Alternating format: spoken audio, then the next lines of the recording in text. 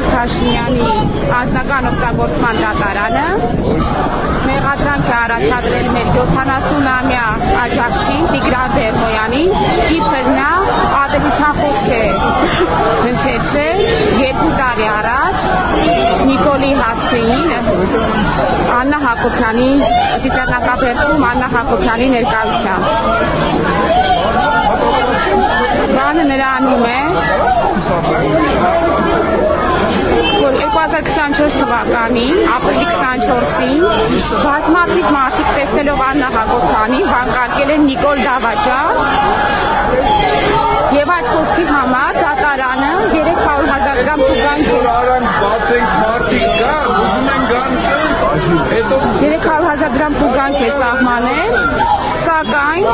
դատարանը չունի որևիցե մի ապացույց, որ Տիգրան Բերմոյանը նման խոսքեր է հնչեցրել։ Մեղադրանքի հիմքում մի տեսանյութ է, որտեղ Բերմոյանը բացարձակապես ոչ մի խոսք չի ասում։ Ու այդ տեսանյութի հիման վրա մարդուն 300,000 դրամ տուգանք են նշանակել, երբ որ բազմաթիվ մարդիկ են վանկարկել այդ արտահայտությունը, բայց Տիգրան Բերմոյանը նման վանկարկում չի կատարել։